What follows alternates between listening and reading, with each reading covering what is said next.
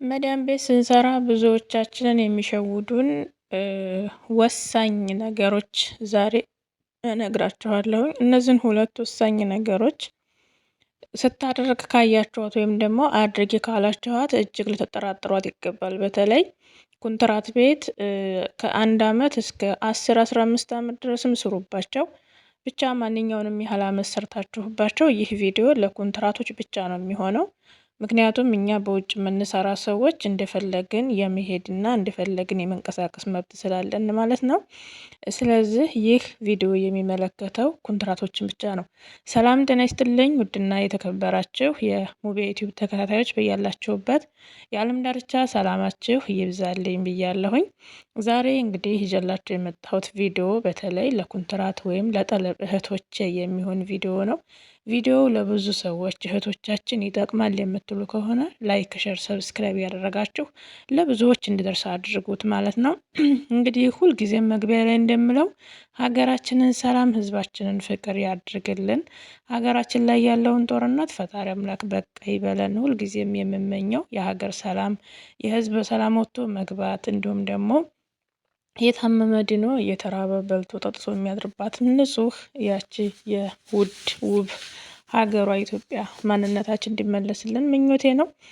ዛሬ እንግዲህ ይዤላችሁ የመጣሁት ምንድን ነው፣ ትናንትና በፎዚ ዩቲዩብ ላይ አብዛኞቻችሁ ጥያቄ የጠየቃችሁኝ ያላችሁ ስለዚሁ ቪዲዮ ሰርቼ ነበረ። ለዛ ለየት ባለና እንዲሁም ደግሞ አብዛኞቻችሁ የጠየቃችሁኝም በጣም እናመሰግናለን። እኛም ሀገር ልንገባ ኮንትራታችንን ጨርሰን ነበረ እና እናመሰግናለን። እንደውም አንዷ የምር እኔ ነገ ልነግራት ነበር እና እንደው እግዚአብሔር ይስጥሽ ነው ያለችው። እና ኮሜንት ላይ በጣም ብዙ ኮሜንቶች ተጽፈዋል። ያው ኮሜንታቸው ላይ ምላሽ አልሰጠሁም፣ እሰጣለሁኝ። አሁንም በሙቤ ዩቲዩብ ሀሳባችሁን እንዲሁም ደግሞ መጠየቅ የምትፈልጉት ነገር ካለ መጠየቅ ትችላላችሁ። የምችለውን መመለስ እችላለሁ ማለት ነው። ምን መሰላችሁ ይዤላችሁ የመጣሁት የዛሬው ቪዲዮዬ አረብ ቤት አረብና ነጭ ልብስ አንድ ነው ይባላል ተረቱ ማለት ነው። ምክንያቱም ነጭ ልብስ ምንም ነገር ሳያርፍበት ንጹህ እንደሆነ ስንለብሰው በጣም ድምቅ ያደርገናል፣ ሊያሳምረናል፣ ንጻቱም ያምራል። የሆነ ነገር ከነካው ደግሞ ወዲያው ማንነቱን ቀይር ያደርጋል፣ ምንም ደቂቃ ሳይፈጅበት ማለት ነው። ለምሳሌ ጥቁር ልብስ ላይ ጥቁር ነገር ብናደርግበት ምንም እንትን የሚለው ነገር የለም። ነጭ ልብስ ላይ ግን ጥቁር ነገር ብናደርግበት ጎልቶ ይታያልና የመደፍረስ ባህሪው እጅግ ከፍ ያለ ነው ማለት ነው። ለምሳሌ ጥቁር ላይ ቀይ ብናደርግበት ብዙም አይለይም።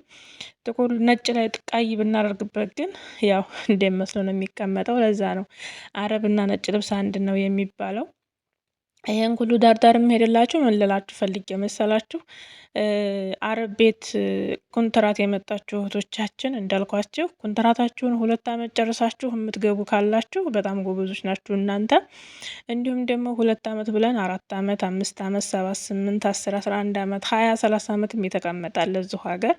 ስለዚህ እናንተ 10 አመት ወይም ደግሞ 5 አመት የሰራንባቸው ናቸው። ምንም ነገር አያደርጉንም፣ እኛ ላይ ክፉ አያስቡም፣ ክፉ አይሰሩም ብላችሁ እናንተ በየዋህነታችሁ ወይም ደግሞ እንደ ቤተሰብ ቆጥራችኋቸው ልክ ለምሳሌ 3 አመት እነሱ ጋር ወይም 4 አመት ሰርታችሁ ሀገር መግባት ስትፈልጉ አስቀድማችሁ እንደ እናት አማክራችኋት መዳማችሁን ትኬት እንድትቆርጭልን እስከ 3 ወር በኋላ እሄዳለሁ ወይም ከ2 ወር በኋላ አሊያም ደግሞ ከ5 ከ6 ወር በኋላ መሄድ አስቤያለሁኝ እና ትኬት እንድትቆርጭልኝ ብላችሁ ስታማክሯት እሷ በጣም ደስተኛ ትሆንና ለወዳው ታናግራችኋለች። ማሻላ ልትሄጂ ትፈልጊያለሽ ምናምን ትላችኋለች። አዎ ትላላችሁ። እናንተ ደስተኛ ትሆኑና ከዛ በስስ ልባችሁ ስትገባ ምን ትላለች? ባሏም ጋር ተመካክራ ይሁን ጓደኞቿም ጋር ብቻ ራሷም ጋር ልቧም ጋር መክራ ይሁን ምንድነው የምትላችሁ? በቃ እንደዚህ ከሆነ ለምን 1 አመት አትሰሪም? 1 አመት ሰርተሽ ኮንትራት 1 አመት ጀድጅና ከ1 አመት በኋላ ትሳፈሪያለሽ። ትንሽ ስሪ ምናምን በቃ ልጆች ለምደውሻል። ልጆች ካላንቺ መብላት አይችሉም፣ ካላንቺ መጫወት አይችሉም። ስለለመዱሽ በቃ ህፃን ልጅ ካለ ህፃኑ ልጅ እስከሚያድግ ድረስ ትንሽ ነፍስ እስከሚያቅ ድረስ አሁን ይጎዱብኛል ምናምን ብቻ በጣም አንጀት የሚበሉ ነገሮችን ትደረድርብሻለች ማለት ነውና አንቺ ደግሞ በየዋህነትሽ በቃ ችግር የለውም 1 አመት እጨምራለሁ ትይና 1 አመት ትቀመጫለሽ ማለት ነው። 1 አመት ከተቀመጥሽ በኋላ እሷ ምንድነው የምታደርገው ካልሽኝ፣ አንቺ 1 አመት እቀመጣለሁ ብለሽ ራስሽን አደላድለሽው በ3 ወር ወይም በ4 ወር እሄዳለሁ ያልሽው ሴትዮ የ1 አመት ጊዜ ማራዘም ታስቢና እሷ እንዳለችሽ እሺ ምንም ችግር የለውም ትይና የወደደችሽ መስሎሽ ያዘነችልሽ መስሎሽ ትቀመጫለሽ ማለት ነው። እሷ ስራዋን እየሰራች ነው። ለምሳሌ 3 ወር ሲቀረኝ እሄዳለሁ ካልሻት በዛች 3 ወር ውስጥ የምታጠናቅቀውን ታጠናቅቃለች። እንደ ምሳሌ ፊሊፒን አይነት ሰራተኞችን ከቢሮ ትጠልባለች ማለት ነው። ከቢሮ መጥለቧን አትነግርሽም ላንቺ። አንቺ ከ3 ወር በኋላ መሄድሽን ትተሽ ከአመት በኋላ አድርገሽ አስበሻል። ስለዚህ እሷ ደግሞ አመት ትቀመጫለሽ ለአመት አሳድስልሻለሁ ብላ ጀንጅናሽ አሳምነሽ እሷ በቃ ችግር የለውም ብለሽ አንቺ ተቀምጠሻል።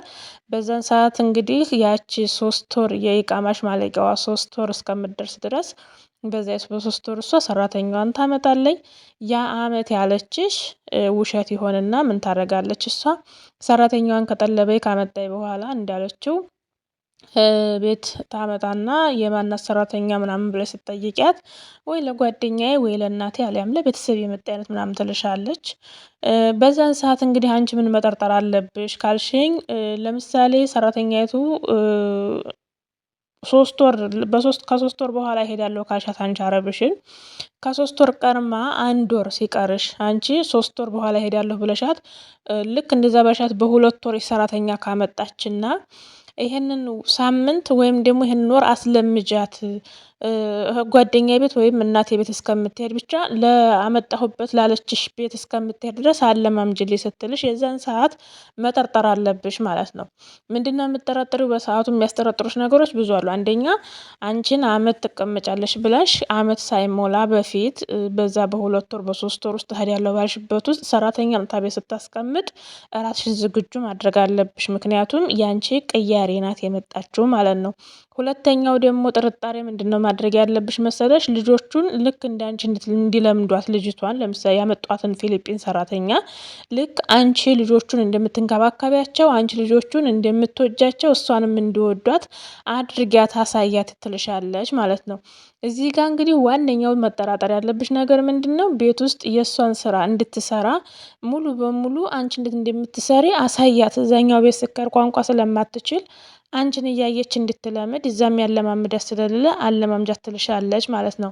በዛን ሰዓት አንቺ አይ ይቺ ሰራተኛ ለሌላ ቤት ሳይሆን የመጣችው ለአንቺ ላለሽበት ቤት አንቺን አሽቀንጥራ ጥላ እሷ ልትገባበት እንደሆነ ራስሽን አሳምነሽው አውቀሽው በቃ ይችን ሰራተኛ እዚሁ ቤትሽ አስቀሪ፣ እኔ ወደ ሀገር መሄድ እፈልጋለሁ ብለሽ ቁጭ ማለት መብትሽ ነው። ምክንያቱም ያችን ሰራተኛ ለእህቷም ይሁን ለጓደኛዋም ይሁን ለእናቷም ይሁን ያመጣቻት አንቺ ሄዳለሁ ስትያት አንደኛ ማምጣት አልነበረባትም። ከዛ በፊትም ከዛ በኋላ ማምጣት ትችል ነበር። አንዱ እሱ ነው እንድትጠራጠር የሚያደርግሽ። ሁለተኛው ደግሞ ለሌላ ቤት ከሆነ የምትሰራው አንቺን ኢትዮጵያ ሰከጅ ልጆች ከለመዱሽ ይጎዱብኛል፣ ያለቅሱብኛል ብላ አይደል ያስቀራችሽ። ስለዚህ ይችኛቱን ሰራተኛ ለምን ለ1 ወር ብላ ታስለምዳቸዋለች። ልጆቹ እንድታስለምጃቸው ታረጋለች። ይችኛቱንም ሲለምዷት ልክ እንዳንቺ ይጎዳሉ እንዳለችው ልጆቹ ይጎዱብኛል ብላ ስለምታስብ ሲጀመር ለሌላ ሰው የመጣ ሰራተኛ እሷ ቤት ገብታ ልትቀመጥና እሷ ቤት ያለውን ስራ ልትለምድ አይገባም፣ አይችልምም። ሲጀመር አረቦቹ እንደዛ አያደርጉም። ስለዚህ ለምን ልጆቹን እንድታለማምጃ አለችኝ የሚለውን ጭንቅላትሽ ማስገባት አለብሽ። ሌላው እናንተ አንቺ የምትሰሪበት ቤት ያቺ ሰራተኛ መታ አንቺ የምትሰሪበትን ቤት ስራ እንዴት እንደምትሰሪ እንዴት እንደምታደርግ ያሳይ ካለችሽ አንቺ የምትሰሪበት ቤትና ጓደኛዋም ትሁን እናቷ ብቻ ሌላ ቤት ሄዳ የምትሰራበት ሰራተኛዋ ቤቱ አንድ አይነት ስራ አይኖረውም ማለት ነው። ምክንያቱም አንዳንድ ቤት እንግዲህ ከምግባቸው እንኳ ጧት ተነስተው ብዙ አይነት ቁርስ የሚበሉ አሉ። አንዳንድ ቤት ደግሞ ዳቦ በሻይ ብቻ በልተው የሚውሉ አሉ። ቁርስም የማይበሉ ምሳ ሰዓት ዝም ብሎ ምሳ ተሰርቶ ምሳ ባንድ የሚበሉ አሉ።